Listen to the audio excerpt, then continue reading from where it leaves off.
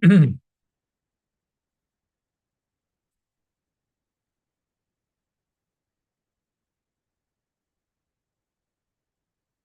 story is told of a Torah learned individual, a scholar,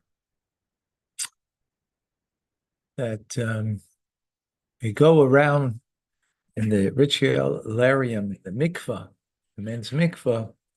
We go around with a scrubby and say to people, "Can I scrub your back? Can I scrub your back?"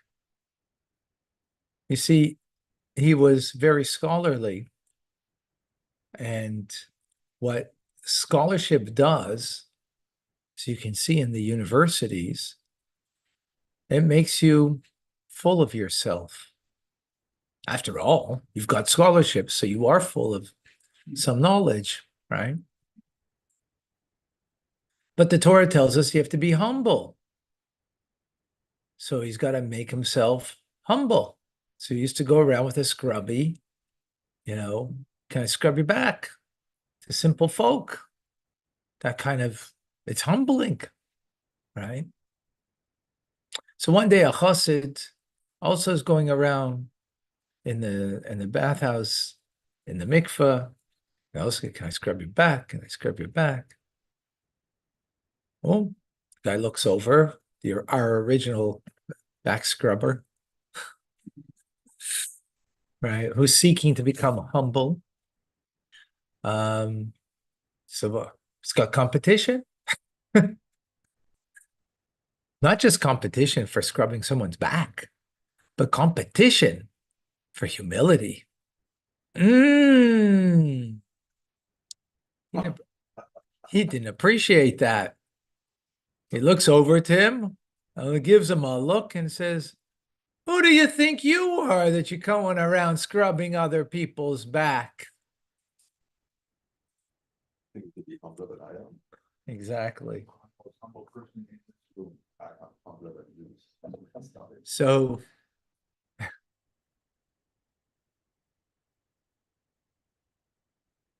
welcome to Tanya Today. I'm Rabbi Ronnie Fine, coming to you from Chabad Zurich and Gedeshim in Montreal, Canada. It's a privilege and a pleasure to share with you the Tanya. We continue in the 15th letter. This letter is a unique letter because it will give us an understanding of ourselves, and by understanding the way our soul interplays with our body, we'll understand how the soul of all of existence and life, God Almighty, he interplays with the body of the world, with creation. But before we do that, we need to appreciate. And to appreciate, how do we do that exactly? Just because I'm going to understand me, I'm going to have an understanding of God's divine attributes? Well, let's take a deeper dive into this.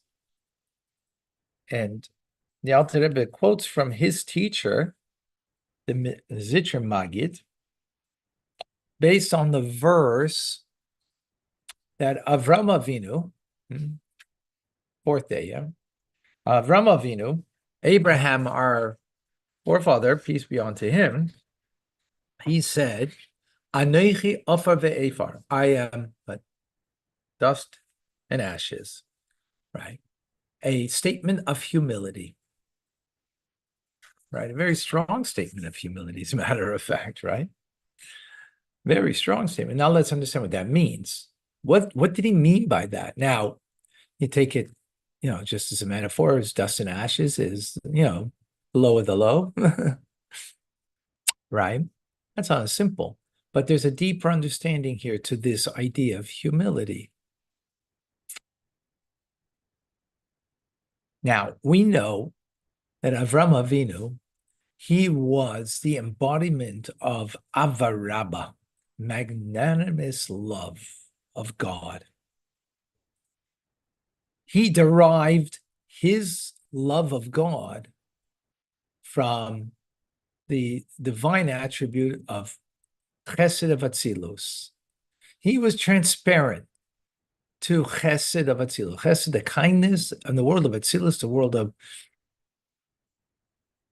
world of emanation. It's not creation even. It's before creation. Emanation of the divine. That's how great his love was of God. Further to describe what that means, it's known that his love is so great that he became a chariot for God. Now, what does it mean, a chariot? It means like this. We're human, and as human as we are, we still feel in our humanness ourselves. So even if you're serving God as a servant, well, you still kind of have your own desires in life, your own aspirations that you want to see in your life, which is normal, which would be a fine servant that you put aside your aspirations in order to fulfill what God wants.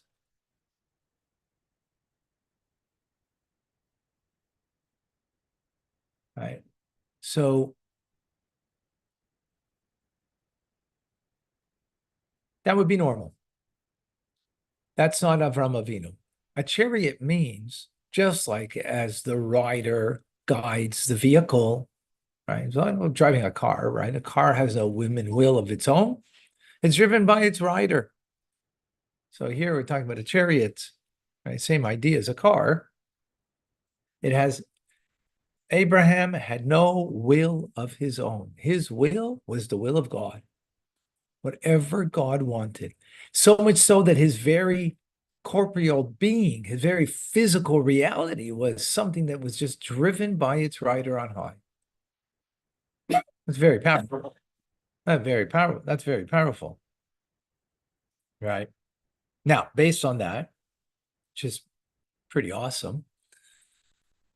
So you might think, then you might assume as a result of that, that being that he is the embodiment of love, the divinely aligned with what it means to love of the divine from above, from Atzilus.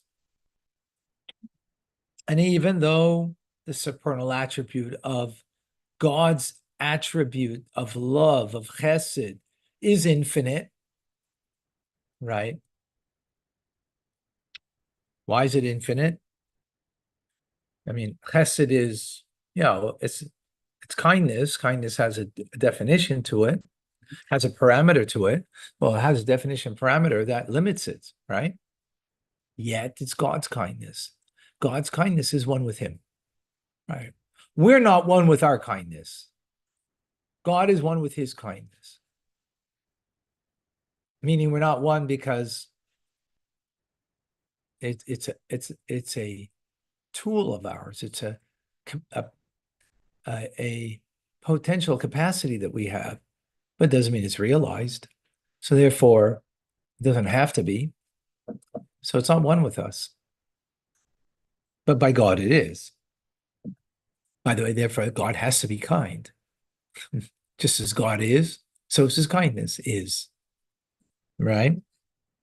Now, so you might think that, well, Abraham, he's an embodiment of this kind of kindness, right? And you might assume it's the same type. That's why he said, I am but dust and ashes. In other words, he's saying as follows. Take a tree. Take a tree. Beautiful tree that is pleasant to the eyes, right? It's fall now. Might have beautiful colored leaves. It may still bear some fruit, apple trees. It's apple season, and it's beautiful. What is the makeup of that tree? Well, it's made up of the four elements, right? Everything is made up of four physical elements, made up of air, fire, water, and earth, right? Mm-hmm. The tree. There's fire in a tree. What's the proof? When you burn a tree, it goes on fire. That means there has to be the element of fire in it. Otherwise, it couldn't be burnt, right? Like water doesn't go on fire because it has so minimal amount of fire in it that it doesn't burn as fire, right? So everything is a mixture of those four. Depending on what the compound of the mixture is, will be what it is in the end, right? That's what will determine what it is in a physical sense. But it's a mixture of all four. Well, what happens when you take a tree and you now burn it? What happened to the water in it? Completely gone, right? It's completely gone. How about the fire in it? It's also gone. How about air? It's also gone. The element of air. We don't mean air around it. The element of air. Because what's left when you burn a tree? Ashes. Ashes. What happens when you burn ashes? Nothing, because there's no fire in it. There's no water in it to evaporate. There's no air in it to release. All that's left is the element of earth, the ashes. That's all that's left in it. The other three elements have gone, right? Makes sense, right? What we just said. All right. Now, how do you look at those ashes compared to the tree? Those ashes are of the same essence of the tree. However, they're incomparable. Ashes of the tree to the fruit-bearing tree itself. There's no comparison. This is what Avram Avinu felt about himself and his embodiment of God's kindness that's in his soul, that he was a vehicle, completely aligned with chesed of Atzilus. My chesed, my kindness, it's like but dust and ashes compared to the source of where I get it from. It's incomparable. It's incomparable. Was that an act of humility? No, that was humility.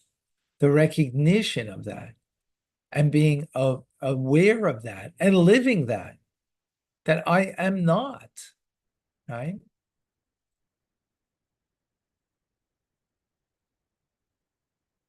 It wasn't a put on, right? It wasn't going around scrubbing someone's back in the mikvah trying to create a sense of humility. That was a false sense of humility. This was true humility because he understood that, yes, on the one hand, he understood that he is in the embodiment of chesed of Atzilus, of the divine loving kindness. He is an embodiment of it, and yet he is but dust and ashes of it, that he's incomparable compared to it. And that's only the metaphor, that the ashes are incomparable to the beautiful tree. And here we're talking chesed of Atzilus to the chesed of Avram. It's even much more incomparable difference that there is between the two. So true humility is not feeling humble, because that itself is, when you feel humble, you are actually not humble, right? You're really not humble. You're feeling humble. That's not being humble. Humble is you're not feeling yourself. You're feeling the source of where you come from. Avram Avinu felt his source. And since he felt his source, I'm nothing. I'm dust and ashes.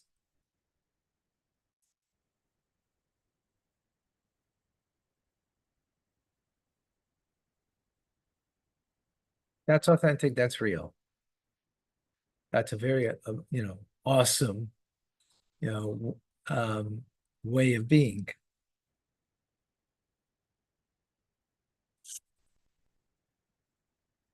So the point that he wants to bring out of this, although that's it's a beautiful teachings in and of itself, is that now we want to, in tomorrow's class, we're going to begin to try to understand the makeup of my soul that God blew into me, 10 components of that soul, 3 intellectual, 7 emotional, that are a piece of God.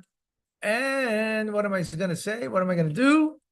I'm going to, through that, understand God in the world. Well, we won't get carried away with that. We will get a sampling of it because, after all, the ashes are the essence of the tree.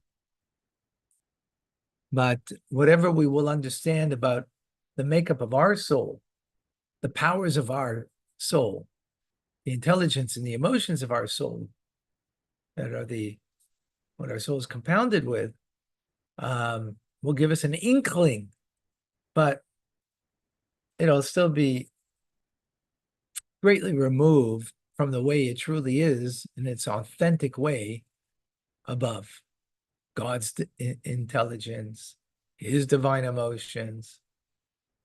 But at least we'll get some kind of idea, because after all, the Torah has to speak in allegory and metaphor for us to understand anything of the divine, because it's totally out of our frame of reference, totally out of our experience. So the Torah has to use the word kindness when it comes to God and as an attribute, because we have some kind of frame of reference, the kindness that we have inside of us. But not to make a mistake that it's still incomparable.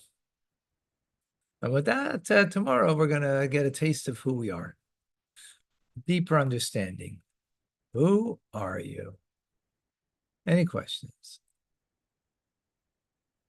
Say hello to Michael in Germany. Tim is in Texas. Carmen is also in Texas. June is in Australia, where it's very late. And Clement, Brisbane, Australia. 2 Texans and 2. Then we got 2 Australians. And then we got John in North Carolina. Daphne in South Carolina. Look at the matchups over here. Whoa. We have Joe in Washington State, Sandy in Michigan, Joseph in New Jersey, Davida and Liba in New York, Malaya in Florida, Mordecai, Massachusetts. Nancy is also Massachusetts, another. Julia in Pennsylvania. Eugenia in Calgary. Jeff is in Michigan. Patricia in Ohio. Esther in Italy. Heather in Wisconsin. Victoria is, I'm not certain. Where are you, Victoria? We have Deborah Hanna in Pennsylvania. We have Leah in Florida.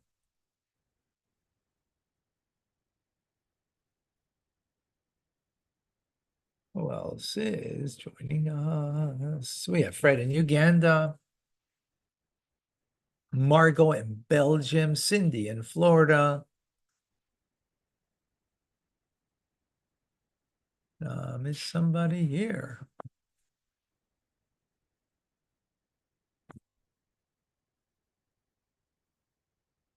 Brett in Pennsylvania. Susanna in Miami.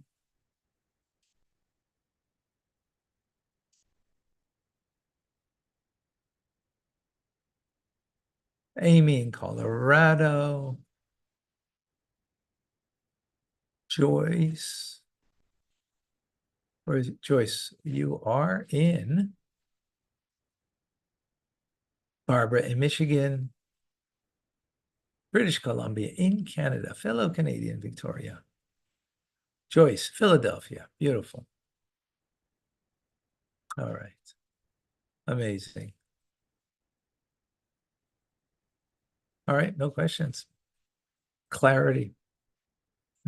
Authentic humility. Yeah, beautiful. Rambam is coming up. Laws of Yom Kippur. Come and join us. I'm Rabbi Ronnie Fine, coming to you from Chabad Zich and Kadeshim in Montreal, Canada, where it's a privilege and a pleasure to share with you